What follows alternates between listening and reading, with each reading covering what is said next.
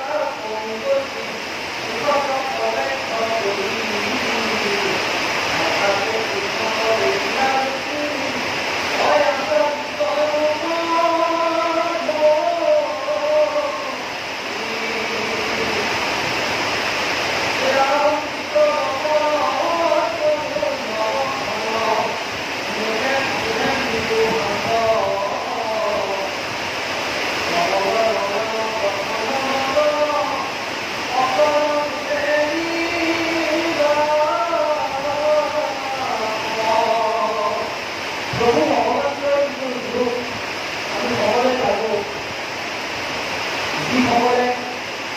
শৰণ গ্ৰহণ কৰিছে ভ্ৰমণ কৰিছে তেওঁলোকে গম পাব যে ঈশ্বৰৰ যিটো ৰূপ এই ৰূপটো চৰণৰ পৰা মস্তকলৈকে যে যোগীসকলে যুগ যুগ বছৰ নানক ভগৱন্তৰ যিটো ৰূপ তাৰে ধ্যান কৰে আৰু সেই ৰূপটো ভগৱতৰ কাৰণে পেলায় আৰু কেনেকৈ শৰীৰৰ বিভিন্ন অংগ প্ৰত্যংগত ঈশ্বৰৰ যিখিনি অৱয়ব আছে যে প্ৰতিটো অংগত প্ৰতিটো অলংকাৰে সুসজ্জিত হৈ আছে এই ৰূপটো ৰুচিৰে দেখা পাইছে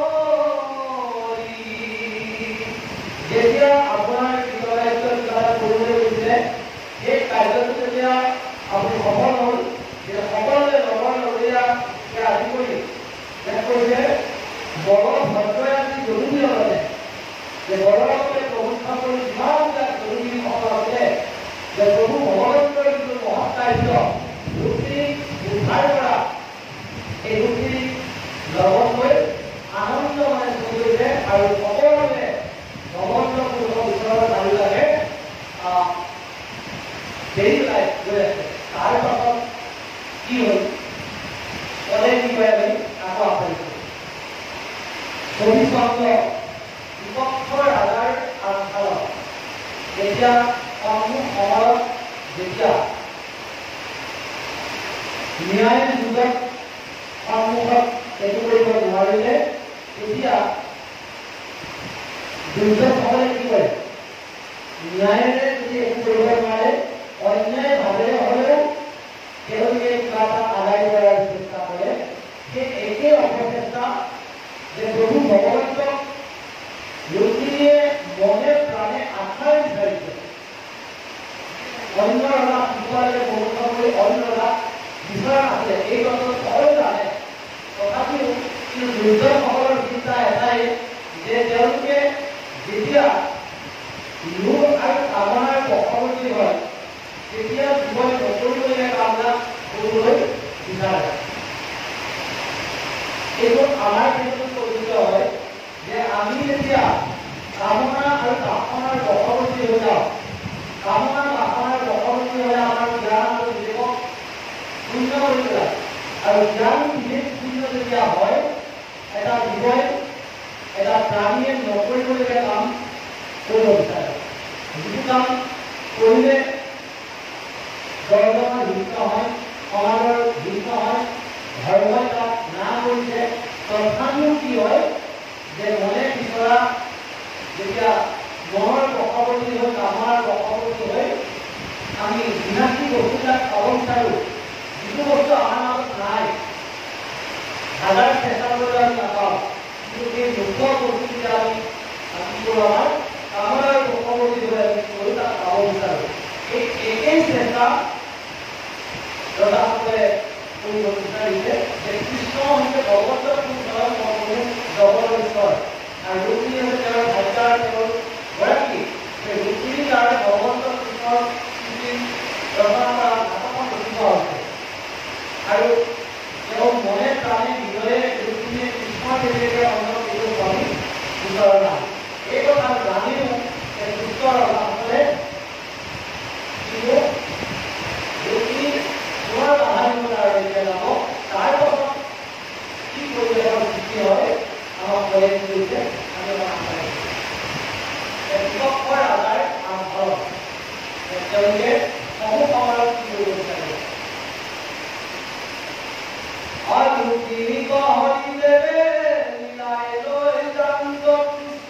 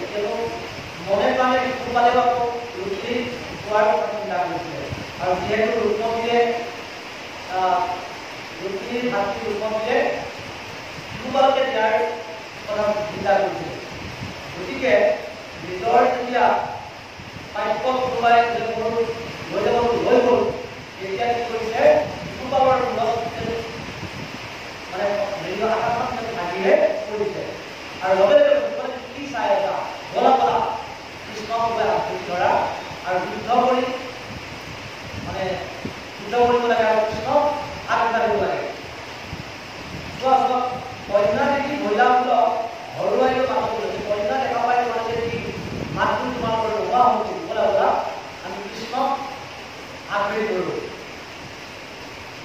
অজৰা খণ্ডয়া বিপৰী বিপৰীয়ে মাতিলণ্ড অভালে তুলয় কি কুমাল এতেকে আদাৰয়াকে বিহাল কন্যা কৰিলে হয় আমি খবে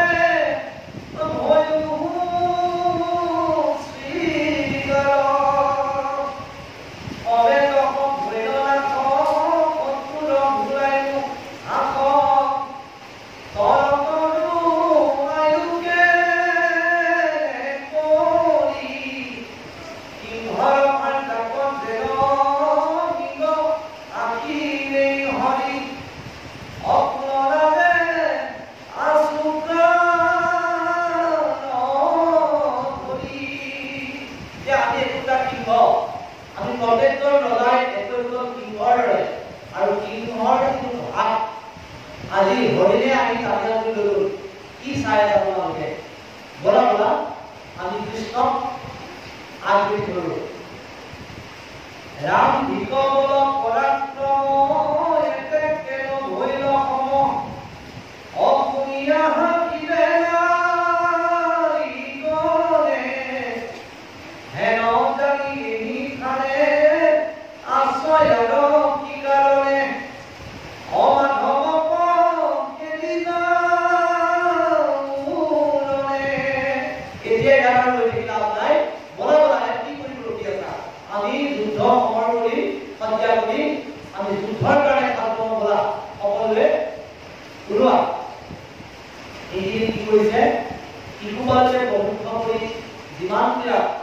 দুষ্ট ৰজা আছে এই সভাত সকলোৱে কি কৰিছে যে ৰুক্মিণী কৃষ্ণৰ হৰণ কৰি লৈ গ'ল। এতিয়া কৃষ্ণৰ হাতৰ পৰা ৰুক্মিণী যেনে কৰি হ'লেও লৈ আহিব লাগে, এইটোৱে তেওঁলোকৰ চিন্তা। এতিয়া আমাৰো ঠিক একেই অৱস্থা। আমাৰ ৰুক্মিণী আৰু ভগৱন্ত প্ৰমুখৰ এই চৰিত্ৰহে যে আমিও আমাৰ মাজত আমাৰ সমাজ ব্যৱস্থাত এনেকুৱা কিছুমান ব্যক্তি এনেকুৱা কিছুমান মানুহ আছো যে যিটো বস্তুবোৰ নহয় মই জানো হাজাৰ দূৰ কৰিলেও মই এইটো নাপাওঁ, মোৰ পোৱাৰ যোগ্যতা নাই আৰু ধৰ্মও তাক নকয়, তথাপিও আমি নোপোৱা বস্তু জোৰ কৰি হ'লেও আমি কি কৰোঁ ল'ব বিচাৰোঁ। এই মানসিকতা থকা যিসকল প্ৰাণী যিসকল জীৱ সেইসকলে অধৰ্ম কৰিবৰ কাৰণে এতিয়াও সমাজত ভয় নকৰে। জোৰ জবজ কৰি হ'লেও অন্যায় কৰি হ'লেও যিকোনো প্ৰকাৰে কাৰোবাৰ পৰা বলপূৰ্বকভাৱে হ'লেও যেন কিবা এটা আদায় কৰিব বিচাৰে, কিন্তু তাৰ পৰিণতি কি হ'ব আমি যুদ্ধখনে আমাক হ'ব পুনৰ দিব লাগে আপোনাৰ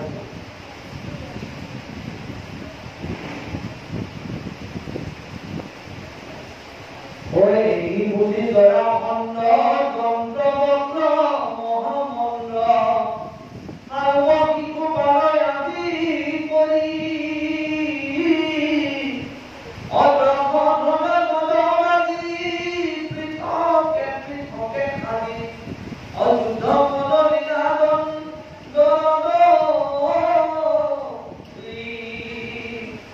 কবচে ৰাখিয়া কৰো দৃঢ় মুষ্টি ধৰি ধৰো মহাবায়ু বেগে খেদি কইল অধীৰে ধীৰে জানতে হৰি মহাভক্ত লীলা কৰি চতুদূৰৰ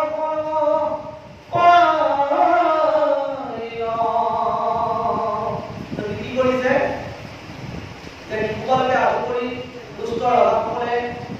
একদম মানে ৰথত সমাজিত হৈ অস্ত্ৰ শস্ত্ৰে সমাজিত হৈ কৃষ্ণৰ সন্মুখ পালেগৈ যুদ্ধৰ নিমিত্তে। হে ৰাম কৃষ্ণ পদে ক্ৰিয়াকাৰী ধনুকংকাৰ হৈ অমাতে মহা আৰ্তনাদ কৰি অৰহ হৰে কৃষ্ণ আদি কি মৰিষ্ট অবিহাৰ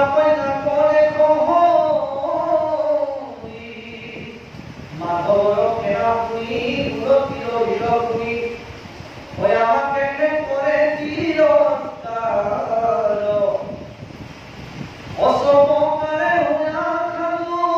দেখিয়া পাতিৰ বাটু অবোলে ঘৰ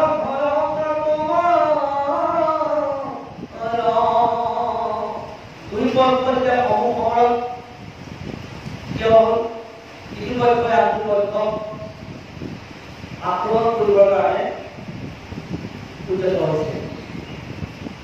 ও মাধৱৰ প্ৰসাদত বৰপেৰে অমত্ৰ ময়মত্ৰ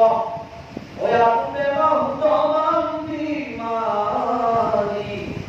অসমাকে বেলাই গুচেৰি ৰুধিৰে মোহাইকো নদী অয়েহি বুলি গুচৰদানি কোনোবা কি কৰিছে উত্তৰদাসকলে একদম দাঢ়ি মুখ কি কৰিছে আঁতৰে মোহাৰি এক ঘৰৰ পৰা প্ৰয়োজন হয় তেলৰ হয় ৰামানি নহ'লে বৰা বিষয়ে মই আমাৰ মাজত যেতিয়া কিবা এটা হয় যুদ্ধ কৰিবলৈ যদি ন্যায় নোৱাৰো অন্যায়ভাৱে হ'লেও আজি আমি আমাৰ যিটো প্ৰাপ্য আদায় কৰিয়ে দিছোঁ এবাৰ হয় জানো আমাৰ মাজত হয় কিবা যে যদি ন্যায় নিশ্চয় নোৱাৰো অন্যায়ভাৱে হ'লেও আমি আমাৰ প্ৰাপ্য আদায় কৰিয়ে কৰিছোঁ আজিও সমাজত এই ব্যৱস্থাটা হৈ আছে এইটো আমি সময় ভগৱন্ত কোনো কৃষ্ণৰ সাহিত্য ঈশ্বৰৰ লগতো এইখিনি অৱস্থা হৈছে গতিকে আজি ধৰ্ম কৃষ্ণৰ মাজত আমাৰ সমাজ ব্যৱস্থাত দুষ্ট দৰিদ্ৰসকলৰ প্ৰকোপ সদায় জলদিৰে বাঢ়ি গৈছে কিন্তু আমাৰ ধৰ্মই কি শিকাইছে যে ধৰ্মই সততা আৰু ন্যায়ৰ মাজত থাকি আমি আমাৰ জীৱনৰ যিখিনি কৰ্ম আমি কৰি যাব লাগে অন্যায় পথত থাকি কোনেও কেতিয়াও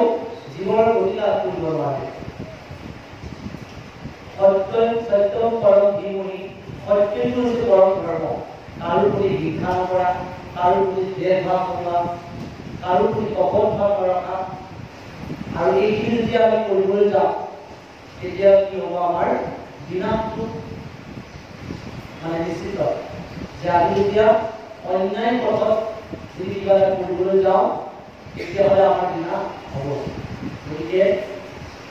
সততে আমি অন্যায়ৰ পৰা আমাৰ জীৱনত ক'ৰবাত কেতিয়াবা এনেকুৱা হৈছে নেকি আমি নিজে ভাবি চাব লাগে এতিয়া এইখিনিতে পৰে কৈছে যিটো উপদেশ দিছে যে কৃপালু গুৰুজনা মহাপুৰুষ শ্ৰীমন্ত শংকৰদেৱ গুৰুজনাৰ যি অমৰ স্থিতি অনবদ্য বনাম শ্ৰীমদ ভাগৱত শাস্ত্ৰৰ তেওঁ এটা সুকীয়া নিৰ্দেশনা আছিলে যে প্ৰতিটো অধ্যায়ৰ শেষত অধ্যায়টোৱে কি কৰে আৰু এই চমুকৈ তেওঁ মূল সাৰাংশ বুলি যেনেকৈ কবিতা এটাৰ মূল সাৰাংশ বুলি কয় তো কাহিনী উপকাহিনী এইবোৰ উপমা যে মানুহে যদি বিশেষ কিছুমান তত্ত্বগধুৰ কথা কয় সহজে বুজিব নোৱাৰে এই গোটেই কথাখিনি চালি চালি পেলাই একেবাৰে ৰসেৰে পৰিপূৰ্ণ কৰি এক উপদেশৰ যি ব্যৱস্থা প্ৰদান কৰিছে গুৰুজনাই এক উপদেশ ব্যৱস্থা সেইটো গুৰুজনাৰ প্ৰতি সৃষ্টি যাতে মানুহে সহজভাৱে বিষয়টো বুজিব পাৰে জানিব পাৰে তাৰ কাৰণে প্ৰতিটো অধ্যায়ৰ শেষৰ ফালে তেওঁ গুৰুজনাই নিজৰ মত কিছুমান প্ৰকাশ কৰিছে যাতে উপদেশ দিছে আমাৰ উপদেশটো কি কয় তেওঁ উপদেশটো আমাৰ জানিব আমি যিখিনি শুনিলোঁ যিখিনি বুজিলোঁ সেই কাহিনীয়ে ইয়াৰ পাছত